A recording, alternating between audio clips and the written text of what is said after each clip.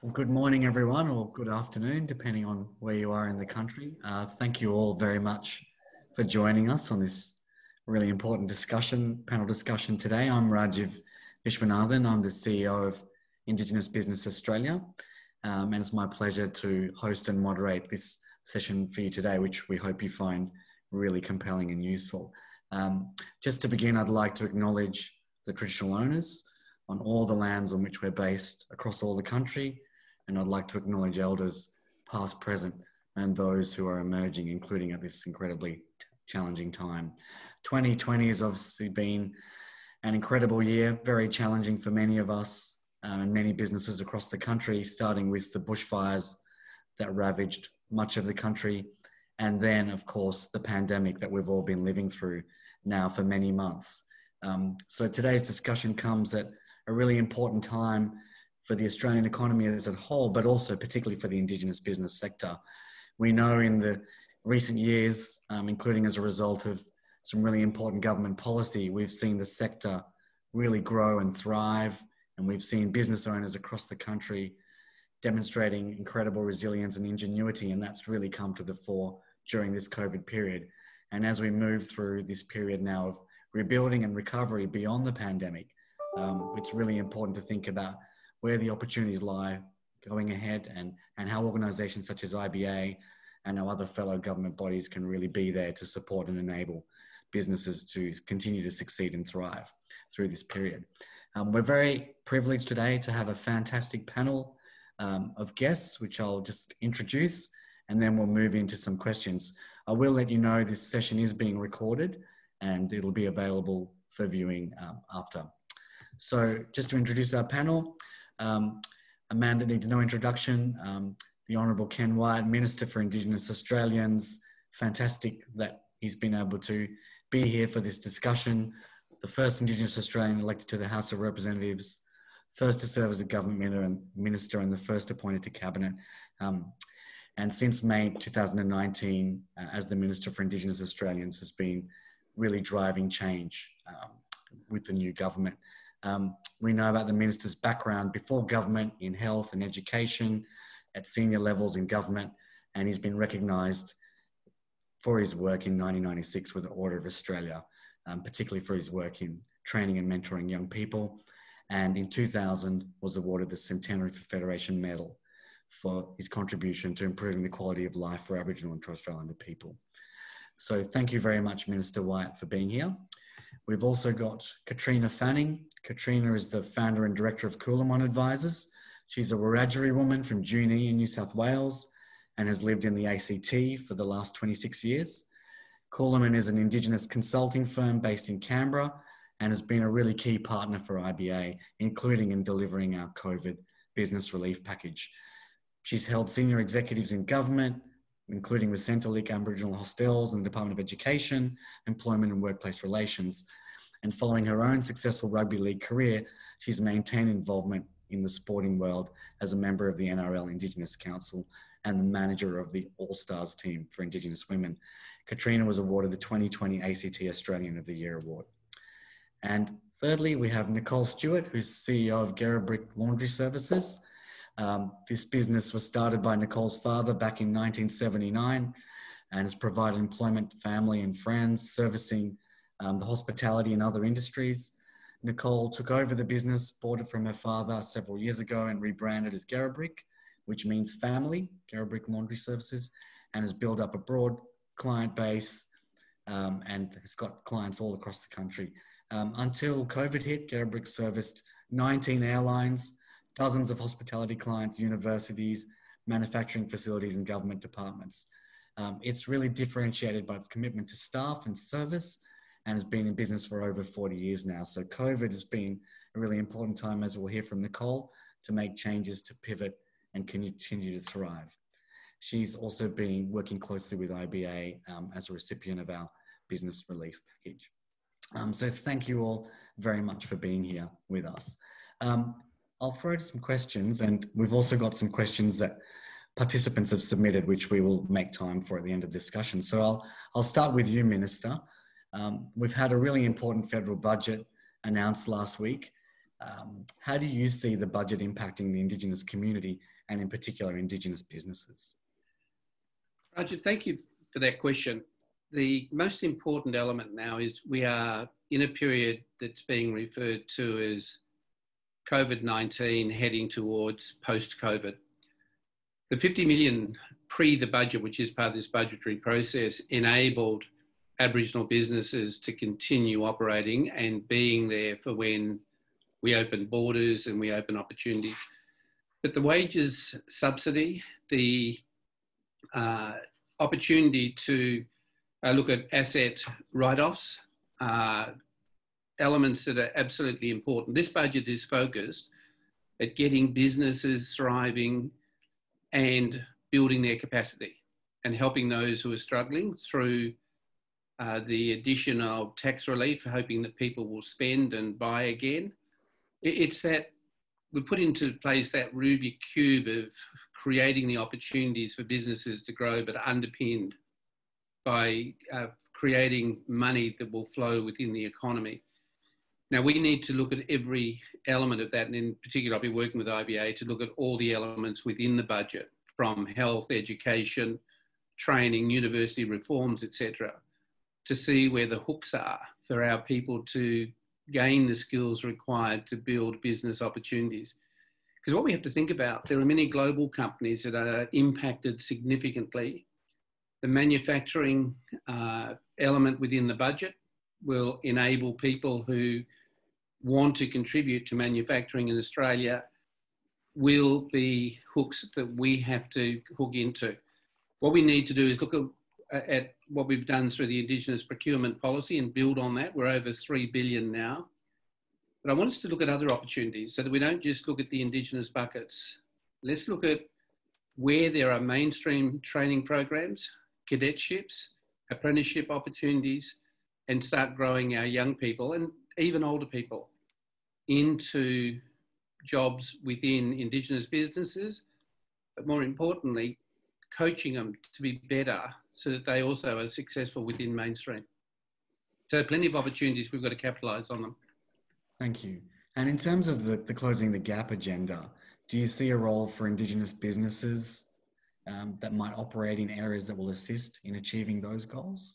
Absolutely, through two targets. One is around education, particularly secondary, and the other is tertiary pathways. If we take young people under our wing and guide them into jobs by giving them placements within businesses, then you pique an interest.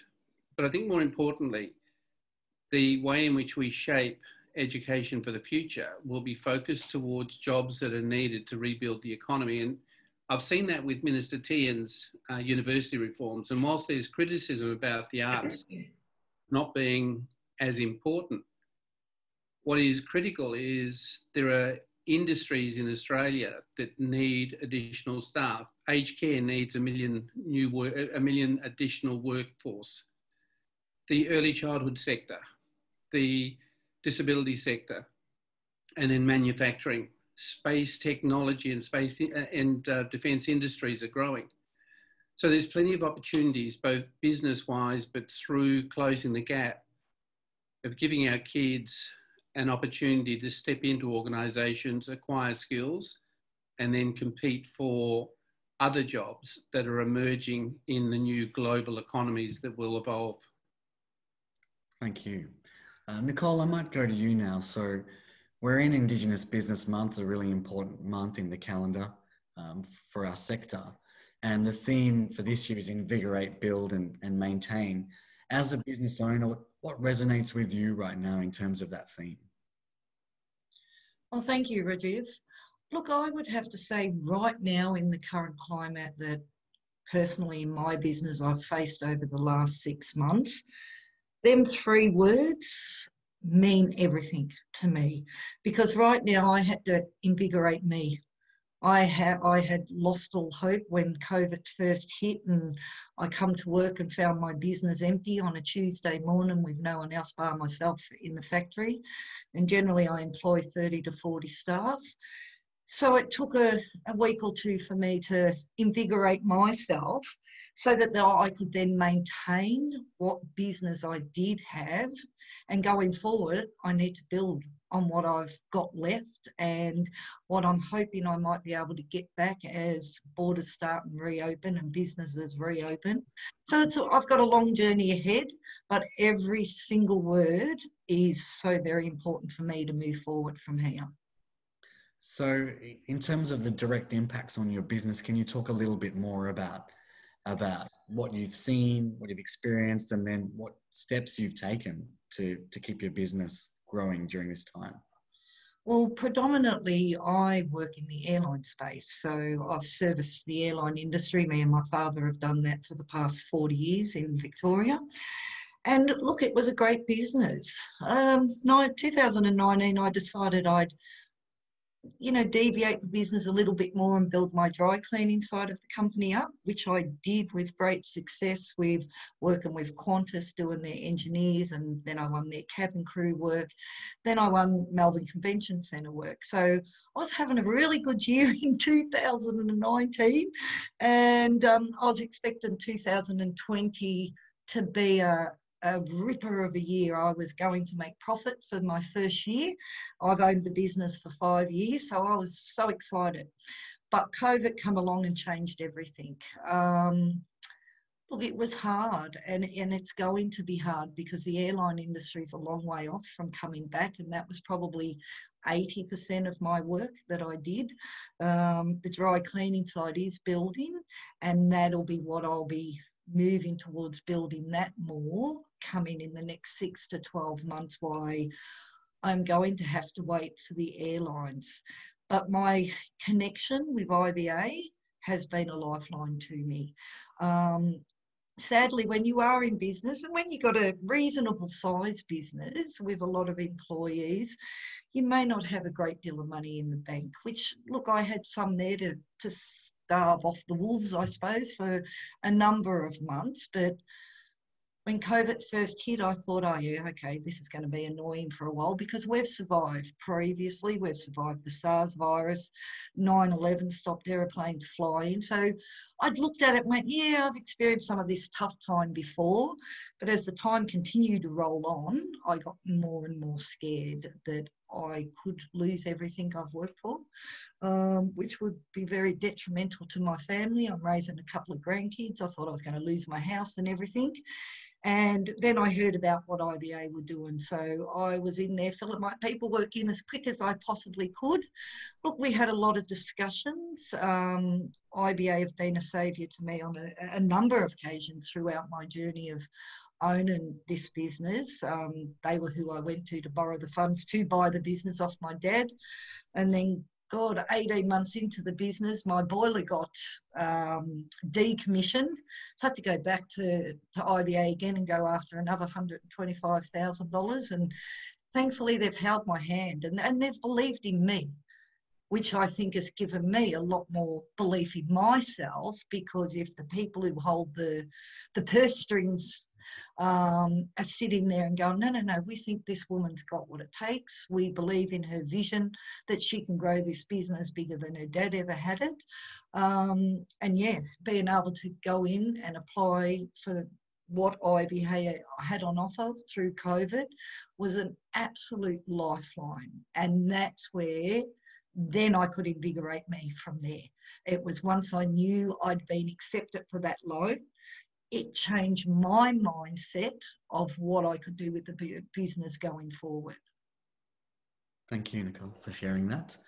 Katrina, you've been a key partner for IBA in delivering the business relief package, but also providing support to businesses in a broader sense. During this period, what have you seen from businesses that surprised you or impressed you that you could share with us? Look, we've been able to do that. There was two things that we found: a few other small Indigenous businesses to work with us to deliver this, because it was quite a large scale for us. The diversity of the businesses that we have around the country really surprised me, outside of some of the sectors that are obvious to us. So that was really impressive. But really, people's attitude towards this as we just need to understand, all of the groundwork here, and we'll find a way through it. And they've been really willing to talk about some really different ideas for them, to really challenge them with, particularly in their financials, how things are set up or how their governance is set up. But they've been really responsive to that. It's been really impressive to see not only how hard they have been working, but how much they believe in their business and their communities and their families, because a lot of the businesses we worked with have been family-based businesses, and that they're just getting on with whatever it takes to keep those things moving. Great. And being a business owner yourself, as well as supporting other businesses, similar to Nicole, what have you experienced during this time, and how have you adapted your business? Yeah, so we had a really interesting time at the start of March. That sort of feeds into our peak training service offer, and overnight we lost 3 months worth of bookings. So we've been able to keep all of those clients, but obviously it took us a while to redo all of our service offerings so they could be delivered online, to work with each of our partners, because their platforms and the ways to deliver that for them were all different. So we're used to a face-to-face. Everyone has a conference room. We can come in and deliver services. So we had to really transform that key part of our business to be able to be successful. But we also were able to reach out and, leverage off other partnerships and work with on probably bigger scale things with some other like-minded businesses like I2I Global. So we've been really lucky with that. But we did have to change really quickly, and we had to be prepared to even look at areas that we hadn't traditionally, in the 5 years that we've been operating, worked in, to see what is it that we normally provide, but that others that we haven't had to go to before might be interested in. And being mindful of the situation that everyone's in, even our government partners were going through a really large scale transitioning people to working from home. So they were busy with that before they could be talking to us about business opportunities. So trying to be patient, use really good relationships, but I guess to rethink what our service offer needed to be in this environment, because it was pretty clear quickly to us that was going to be how we would need to do business for quite some time. Great, thanks. Minister, coming back to you, we've seen in the budget a big focus on business leading the recovery, and even in the lead up to COVID, we've seen a lot of goodwill and energy in corporate Australia for supporting the Indigenous business sector, although there's still a long way to go. Coming out of COVID with all the various infrastructure spend and stimulus, what do you think are the key things the private sector should be doing to support the Indigenous business sector? We're looking at that at the moment. Excuse me, last week I had a meeting with the agency about a roadmap for skills, and the other element that's important with that is then economic development, but also employment. And so we're looking at all of our programs with a view to looking at opportunities that are being announced every day by ministers. When I go through the ministerial releases, I see Minister Pitt has announced 5 major projects across the top end. And the question I asked is, how do we get Indigenous people into these announcements with the companies that are developing? And what work are we doing in terms of supply chains? Because if they don't get a direct contract, then like Nicole's company, if they're building something, then where's the opportunity for Nicole to provide the dry cleaning for the bedding that will be provided in some of those locations? The other then is defence industries. I see announcements being made by both Minister Reynolds and Minister Price about the defence industries, the number of contracts. And again, the question to the agency was, how are we now going to look at accessing our businesses into those? Because the procurement process will be very different with commercial companies. Excuse me, and I think, Nicole, when you talk about Invigorate, I saw your father receive an award from, I'm trying to think of the gentleman's name, but in the Multicultural Awards for his... Yes. And I was really struck with his passion and commitment, but he didn't stop. And what most people don't realise is when you have a business, you're not wealthy always, because you've got the cash flow, you've got overheads, you've got salaries. And I was struck by your comment that after 40 years and after you taking over the company, you were hoping for your first significant profit.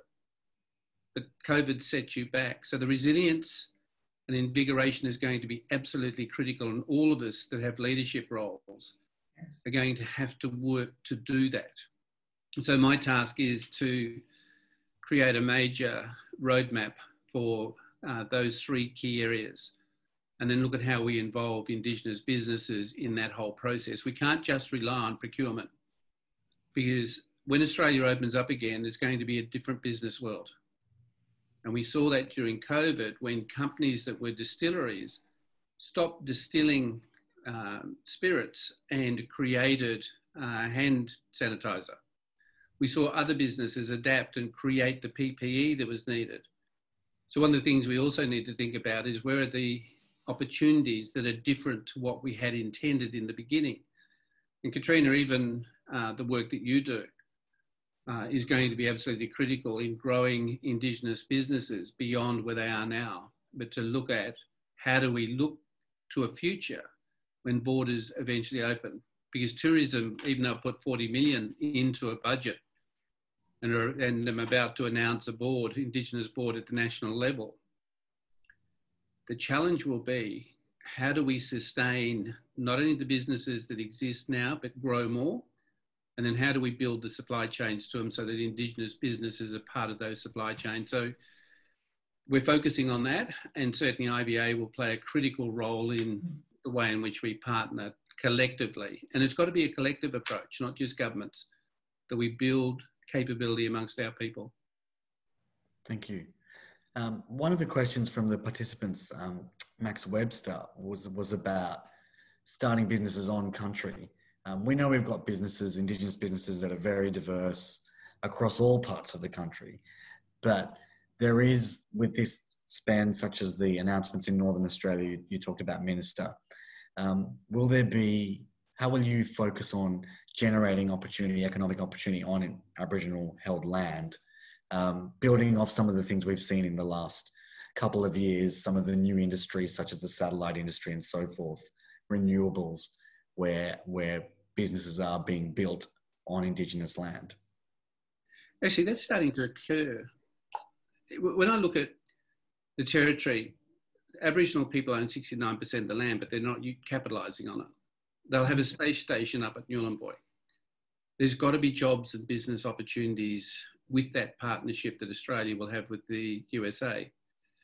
In South Australia, they were testing a rocket down there around Sejun area, and community were involved in that, but their main job was traffic controls and blocking roads. So it was a business opportunity for a short period, but if that develops, then I want them to look at what other pathways. We've got a business north of Alice Springs where they're looking at the properties of Spinifex, and the community there are looking at building a commercial entity. Now, I won't give you much detail because it's theirs at the moment that they're developing, but they've now purchased machinery in order to move to the next stage of production. And when they do, they've got a number of elements that will come out of plants within their region that will become economically viable. Cattle stations, I've provided money to the land councils to look at how do we develop the land as pastoral. China will need protein in huge quantities as its population increases. I don't want to see what I saw recently where I had to sign off on an agreement where Indigenous land of high value was given to fundamentally a pastoralist to run a herd for 5 years. Community thought $1 million was a great deal, but that's only 200,000 a year. Not a great deal if they could turn that around. China needs 20 tonne of pork a month. Business and economic opportunity there. So we've got to start looking at global connections as well to build off the land and country. Emission trading schemes are important because already there's 4 or 5 companies that use the top end and the Ranger burning program to offset their carbon footprint. So again, we need to look at where are the opportunities and how do we capitalise on them from a national perspective, but to help local businesses develop those opportunities and ideas that they have from country. And I think we can do that well, and we'll see it in the Murray-Darling, where the minister's committed 40 million for Indigenous people along the Murray-Darling, and he's created five or four, but anyway, it's 20 river ranges to become an integral part of any plan for the Murray-Darling. So we just got to seize the opportunities as well, support people on country, and provide the knowledge and skills that they will require, plus resources in some instances as well, outside of normal programs. Thanks, Minister. So, Katrina, as someone who's working with a lot of businesses on the ground, when you start thinking about those new sectors and areas of investment that the Minister mentioned, what's some of the advice you can offer the businesses you're working with or that you see day to day about how to think about what sectors they're in at the moment and what sectors they could be moving into? So there's that scan of what those announcements are, where's people already made commitments to, rather than trying to sell a brand new idea that's, especially with budgets how they are now, if it's not already committed, it's going to be hard to get it onto that list. So what is available and how does that link with what you do? Some of the things that we've been talking to businesses about is understanding and being able to pitch to people, not just about the social outcomes of what you provide, as important as they are. It's entering into these relationships, and it's as much for the private sector as well, that these need to be genuine business outcomes, and they can be and they will be. Social outcomes we know will flow from that, but getting people to just remain focused on what's your core business and not to spread yourself really thin across a number of ideas that might come off, because you'll never be able to put all of your time into them. You need to build your business up in each category to where it can be maintained and it's looking after itself, and then look at the new entities. We've seen a lot of businesses who've got 4 or 5 ideas running at the same time, and in a lot of ways that's actually stopping any of them from growing. So sort of being really clear on what it is that you're trying to focus on at the moment, making sure that that's got viability in the marketplace where you're located, and then understanding the timing of things for the clients that you're going to approach. So if they've just let contracts that are for 5 years, then it's going to take 5 years to even have a chance at breaking through that. So making some really tough decisions about, can you wait for that, and are there things you can be doing in the meantime to be contract ready, or is it that that's sort of stitched up and there's something else that you could be doing that has a better rhythm timing wise for when those opportunities arise? So you really got to be aware of what's happening in the environment, not just that you do something really well. Great. So Nicole, in addition to having that laser-like focus on what is your core business, what your strengths are, not spreading yourself too thin, keeping an eye to opportunities down the track, how has COVID changed how you do business? I'm particularly interested in the digital adaptation. So we know with travel restrictions, with the different environment we're all operating in, technology has really become more and more important. So from your business, Nicole, how have you adapted and sought to use technology in this time?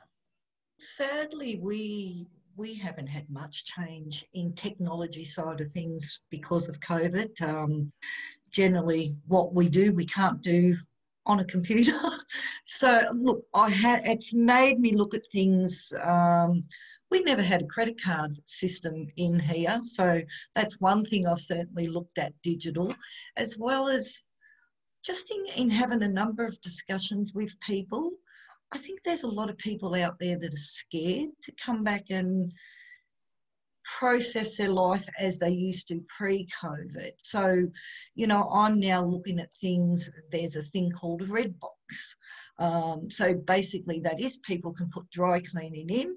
They don't have to talk to anybody. They can drop it in the chute themselves, beep it with their card. They'll get a text message when their garments are clean, and they'll be back in a special locker for them to come along and pick up. So it's made me look at a lot of them type of things that generally I like the face-to-face contact. We've been in the same premises for 40 years or 38 years, and a lot of our customers are customers that we've been serving for 38 years. So I like having that face-to-face interaction with them. So not, you know, there's certainly a lot more I need to look at machinery-wise that is more digitalised, I suppose, than what I'm currently running with. But I've always looked at it and figured, well, if my machines still work and they're producing the work and good quality standard of work, why replace it? But, you know, that they are big parts I need to look at going forward if I'm going to. I can certainly maintain the business at what it's the level it's at now with machinery I have. But if I'm going to expand this business and build it into the future, I'm going to need to seriously look at investing in some, you know, more machinery to step into this uniform market that I'd like to move into with the hotels market. But, you know, once again, you also got to look and go, okay, well, COVID's here. It's messed up my books well, and probably it's going to take me 12 months to sort of, you know, have them books looking a bit nicer than they currently look, and to be able to then go and look at funding some more money to be able to chase this, you know, dry cleaning side of the business that I think has got a significant growth opportunity. And then that, by me winning some contracts like that, it allows me to offer the opportunity of whether it be some traineeships or something, because dry cleaning is a dying trade. So most of my dry cleaners are over the age of 60. It's hot and it's hard work. So finding, you know, young people that might be prepared to put their hand up for that, but, you know, training just a handful of them people in the next 12 months, 2 years, 5 years, I'll be able to walk into any dry cleaner and pretty well demand their rate of pay, because there's going to be none of them left for us.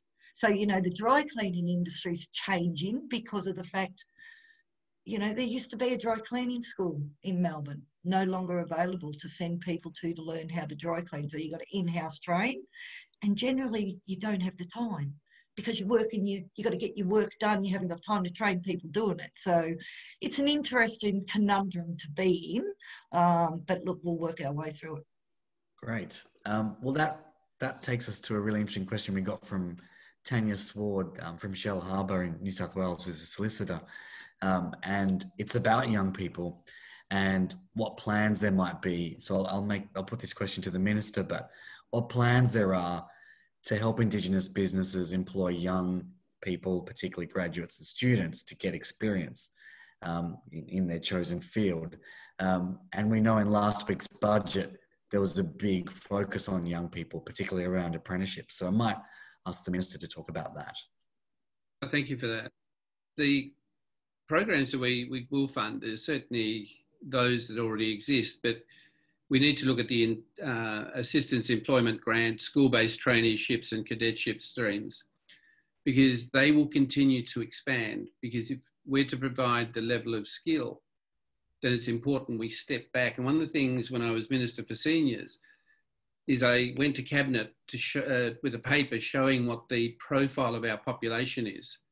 Now in mainstream population, it looks like a casket. But in ours broadens right out at the base. But we're not harnessing the skills of young Indigenous Australians in many of the jobs. So what we have to do is capitalise on each program that the National Indigenous Australians Agency has, but then also look at all of the mainstream programs that we need to tap into, but make that information known to all of our businesses. If we don't, then what we will have is a workforce that will be welfare reliant.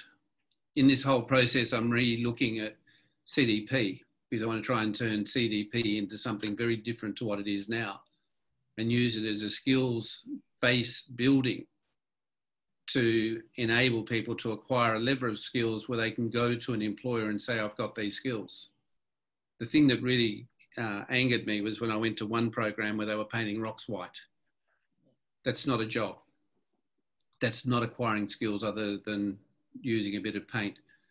So the rethinking around all of our youth, but I don't want to forget our oldies, because we've got many experienced older Indigenous Australians who want jobs, but age precludes them often when they go for interview. And so the combination across that spectrum, I want to use every Commonwealth program and opportunity, and involve Supply Nation in some of this work as well, of encouraging our people to employ across the age spectrum, but give a heavy emphasis to young people.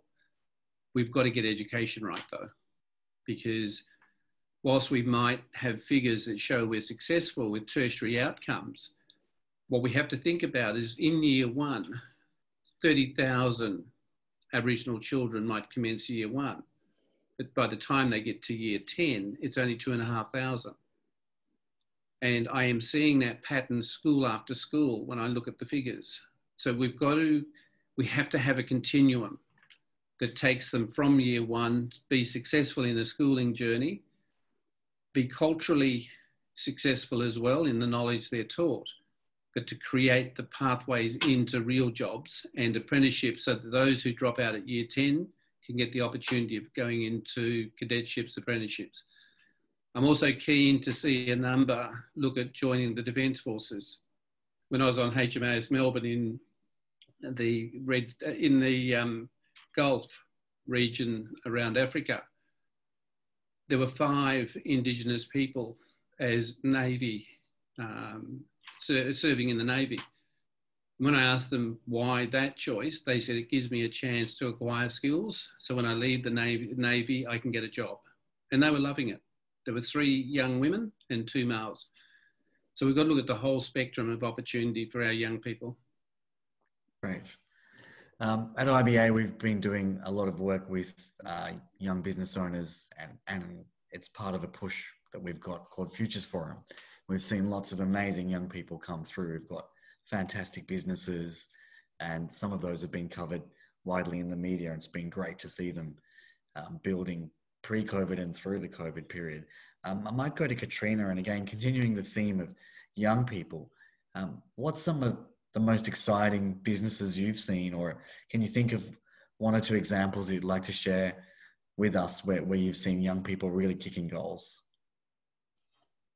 Look, to be honest, a lot of the businesses we have had haven't been young people standalone, but they're being brought in to sort of start taking over the family business. A couple of really out of the box ones, I guess, is a canine training centre, and trying to rethink now that their work on cruise ships has stopped. Being quite creative on what to do with the infrastructure they've got and the connections they've got with the industry. But predominantly what the younger people who are involved in the businesses are doing are sort of helping to think past COVID to what behaviours might have changed with their clients. So a couple of in the retail and hair salon space, funnily enough, are really thinking past that traditional walk-up clients or people making a phone booking at the most, and how to use their Instagram and social media to not just attract, but then be able to transact with customers. So really coming in and getting your hair cut is just the last piece of it. And the young people really seeing this as opportunity, I guess, for ideas they've had on the shelf for a while, to say, look, post this, people are probably going to want to have gotten used to being able to do a lot more things online, and we can't be left behind with that. And there's an opportunity if we can make it in Australia that, it gets to people a lot quicker. So they're starting to carve out a bit of a niche within those family businesses, rather than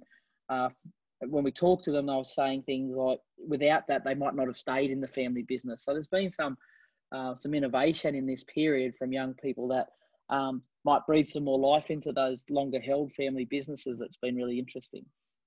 Great. It's great to hear. Going to Nicole, and another big area of focus for us, and I'm sure for many other organisations, has been women in business.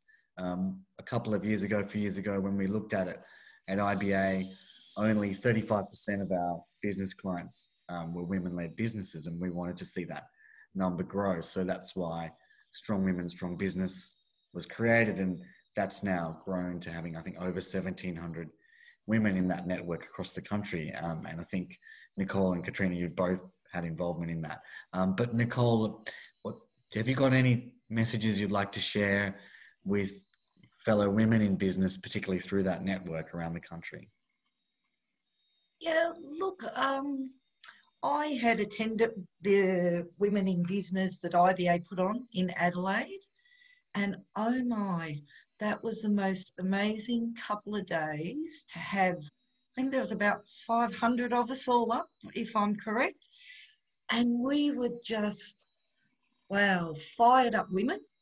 And we knew we could do it with the support of all our sisters around us.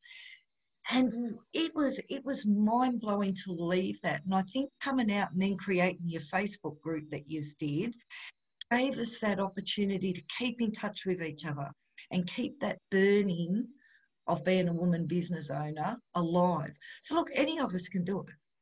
You know, our mob's very, very particular, and we grow our families, and everyone's part of our family, whether they're our kids, our grandkids, our cousins, our nieces, nephews, doesn't matter. But we have got incredible resilience where we're perfect for growing businesses.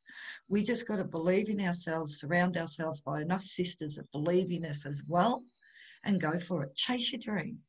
It's not easy. It's not going to be easy, but to lay in bed of a night time and know that you've given it its all to get where you are, and to fight the struggles that you might fight along the way, but to know that, you know, you're responsible for your family not being on welfare is a big thing in my eyes. I don't want to be on welfare, and I tried to instill that in my own children, in having them work. And I suppose my dad instilled it into all of us, because all of Dad's kids, we've all gone and set up our own businesses, even though I'm the one who bought Dad's, because I was holding Dad's hand from about an 18-year-old and followed him on building his dream. And the more I got involved in the finance side of the business and, you know, how it all come together, it doesn't matter whether you're man or woman. But hey, girls, anyone out there in this audience listening to us, go for it. Chase your dream, because we can make it happen. IBA will help you. We'll all help you. We're here. We get questions on our Strong Women Strong, the Facebook side, and you'll get half a dozen different perspectives on that, because a lot of people will answer it, especially someone new who's looking to start a business and may ask a question. She'll get varied answers on that, because we all want to support her. We don't want to drag her down like, you know, outside of our mob. A lot of people want to drag a business down that's trying to grow, but we'll help support our sisters and give them every bit of encouragement that they may need to take their business wherever they need to go. Great. And Katrina, I'll ask you the same question. I think what Nicole said's spot on. I think the thing to remember now is, even if you're going into a sector where there's not many of us, there are lots of women in business. And so we might not know the specifics of your product, but there are lots of people who've been in this space for a while that you can learn from. And, you know, you're not alone in this. And sometimes when you first start, it can feel that way. And certainly that social network and the programs that have been run by IBA are fantastic for connecting people, but there's also, you know, local Indigenous business chambers and other ways to connect with each other and to help be supportive. But I found those groups, you know, unlike some of the mainstream activities that I get involved with, very supportive and wanting everyone to achieve and to do well. Sometimes in your more local area, it can be a bit of, if I help you out too much, that's going to affect my business and those sort of things. So having these broader national networks where it gets away from that a little bit does mean you can get a range of advice and take the things that resonate with you and keep working hard. As Nicole said, we really want to see more of our women do well, and just to have the confidence that the skills you've got, you might not label them the same way as others, but you've found lots of different ways to be successful and survive and keep things together. So, you know, small businesses in particular, if you've got that sort of DNA, you're going to go a long way to your success. Fantastic. You mentioned chambers and other really important networks and organisations. We obviously in this sector have an ecosystem with many different organisations and working together. And I think there's a lot of scope for us to collaborate a lot more. One of the questions from audience participants from Dr. Donna Odegaard, founder of First Nations Broadcasting Australia in Darwin. And I'll ask you this, Katrina, but I'll also then very keen to hear the Minister's thoughts. Does the panel have thoughts on the idea of an Indigenous Business Council of Australia as a peak body to represent the visions and goals of Aboriginal and Torres Strait Islander businesses? Look, I like the idea of having an Aboriginal Torres Strait Islander collective who set some of that strategic vision for what our business sector could look like. I think that will help to influence that broader private sector that the government policies and levers can only do so much with. And I think having a group that understands how to represent what's unique about Indigenous businesses, whether they're doing Indigenous specific products or not, can help to break down some of those, I guess, misconceptions about what our businesses are about and the level of value and quality that you might get from us. So I think if we're going to play in the big space and open up sort of those pathways for larger opportunities for people, then we need to understand that those network systems are what helps in the mainstream, and we need to create one that works for us, but that can do that same sort of advocacy for us. Thank you. And Minister? Look, I agree with what Katrina was saying, because when we look at the pastoralists, we look at the mining sector, we look at other industry sectors, they all have peak bodies. All of them lobby across other sectors to look at the opportunities that they can create. They are strong advocates. COSBO, which is for small businesses, advocates right across the board with all ministers around business opportunities, for economic opportunities for small businesses. We don't do it. We tend to rely on governments through the procurement program and others. And that strong advocacy role from a national level is not there yet. And we need to have a body like that in place, because even the media have a body. I meet with them and they make salient points, but they're not totally unified in their approach. And what I do find from having been in the Australian Parliament is we often, as Indigenous Australians, will go to the Minister for Indigenous Affairs, the Shadow Minister for Indigenous Affairs, and one or two others. We don't do what every other industry does. They go and impact on every member of the Australian Parliament and say, this is our position. And that's why I have a strong leaning towards the Indigenous Business Council. Because I think if we had one in place, we would see more contracts. We would see them influencing the Australian Chamber of Commerce and Industry and the state and territory chambers. But more importantly, sitting alongside in other forums that governments convene on the economic recovery of a nation or the economic pathways, that if they're sitting there, they can put forward a very strong position for Indigenous Australians. Thank you. So you mentioned in there procurement, and obviously the IPP has been a really successful policy overall for some years now. One of the questions we had from Adam Williams, who's an audience participant, CEO of Supply Oz based in Queensland, is what's next for the IPP? What's the next phase for that to see that continue to have an impact? Are there other things that will be advocated for and pushed for within that? Well, there will be, because I was talking with a couple of these stationery suppliers and they're not even considered in the context of being able to access procurements, because the Commonwealth Government, in terms of its members, either buy from Officeworks when they have the contract or they buy from COS at the moment. But I don't see a portion of that going to Indigenous stationery suppliers who should have been part of the procurement.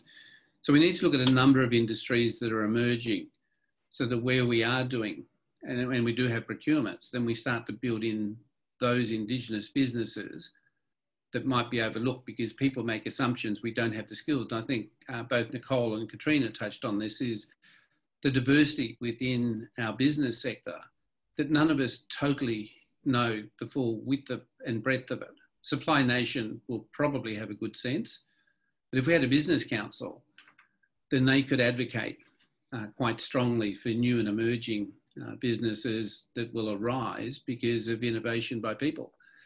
Our women, when I attended the Canberra breakfast that you held, what really struck me was when the MC said she couldn't get support from a number of places, and she went and borrowed money from family and started her businesses and is thriving. But governments don't use her because she has a limited, or she had a limited scope of who she engaged with, and her networks had not gone across on a national front. And one of the challenges we've also got to consider is franchises, because Officeworks, for example, will take on a contract for cleaning of their stores, but it's a national organisation they go to, and yet we have local businesses that could do that. So Wesfarmers is another group I've spoken to about the possibility of not relying on just a national franchise, but start to rethink opportunities for Aboriginal cleaners within the sector to have the opportunity of contracting and winning maybe a region. So there's some work we're doing around regional business opportunities as well. So there's still much to be done. But I think the procurement process has seen it move from the initial stages of $500 million through to now about 3.2 billion going to Indigenous businesses. And we want to grow that, given the amount of money going into infrastructure at the moment. And we're starting to talk in the hundreds of millions. We need a proportion of that and our people involved in the real part of the business, not on the periphery. Thank you. So we've got a few minutes left, and as we come to a close, what I thought I'd like to do is go to each of you and ask you, what's your vision for the Indigenous business sector for the next 12 months and then beyond? And I might start with you, Nicole. I honestly believe our sector is going to become huge. We believe in ourselves hugely. We've faced diversity for many, many years, and we fought that and won. Look, I went to, in 2013, I went to the NMSDC and had a look at black businesses in America. And oh my God, we're only very small at this stage to what government and corporate can do, and the private sector, to come on board and, you know, watch our businesses thrive. So I believe we're on the cusp of a huge, incredible growth in probably the next 5 to 10 years of watching our businesses just go through the roof, more people believing in themselves, starting up their own businesses and getting involved and chasing work they want to do. But I honestly feel that our sector will go through the roof. Give it another couple of years for, you know, I'm working with, I don't want to actually mention the company just to be fair to them, but well, they have literally blown my mind with how much they have given me a contract, and I know of 3 or 4 other small contracts they've given out as well to the Indigenous business sector, because they have it embedded in from the very top to the very bottom people in their organisation, and everyone believes in it and everyone wants to be a part of growing this sector. So I think once we get a number of large government, corporate, private sectors get on that and have all their people embedded in building Indigenous businesses, we'll go through the roof. I really honestly believe in the coming 5 to 10 years, it'll be a huge thing. Fantastic. Katrina? For me, there's lots of areas to be excited about, but the one I'm most hopeful for is to see a growth in the size and length of the contracts that our businesses start to receive, whether it's from government or corporates. I think the initial years of IPP raised awareness of an Indigenous business sector.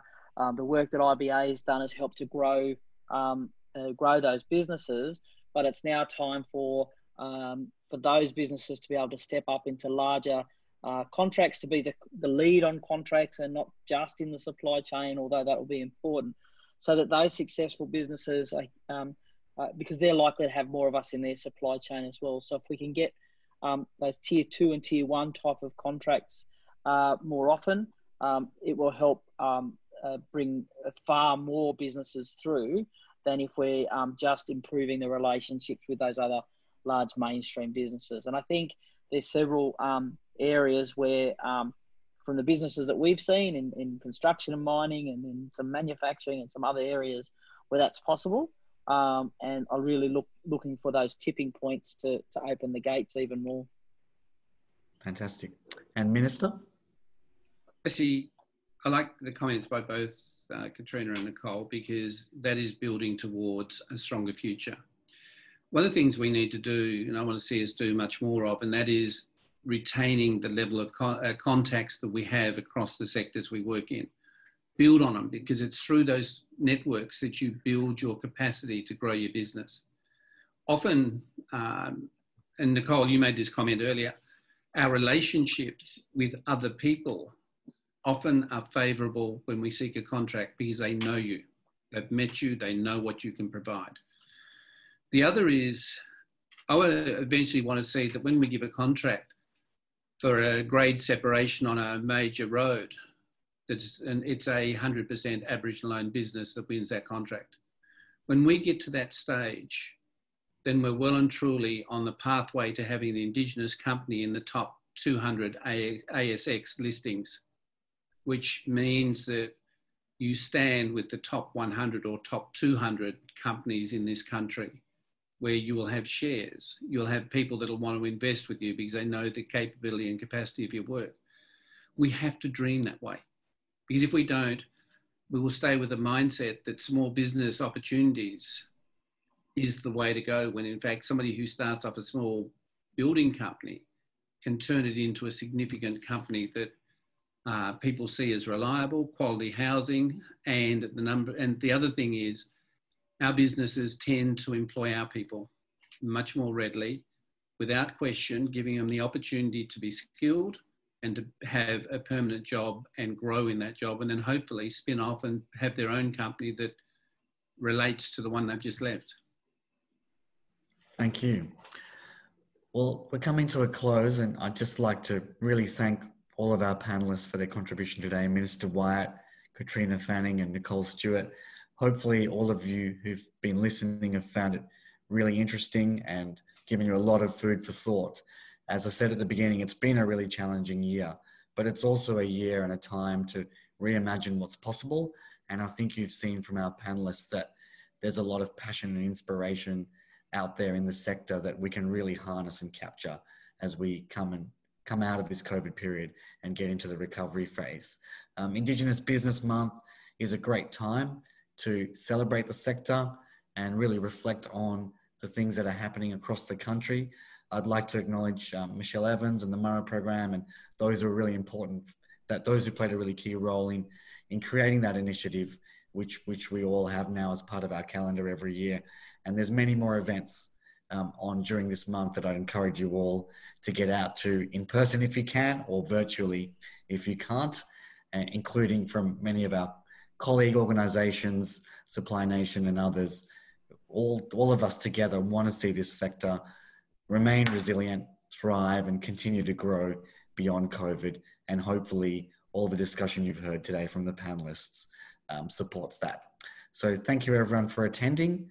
As I said, this will be available as a recording, which we'll share on our socials. So on behalf of IBA, I wish you all well for the rest of the day and as we continue to get through this challenging time. Thank you. Thank you. Thank you, Roger. Thank you.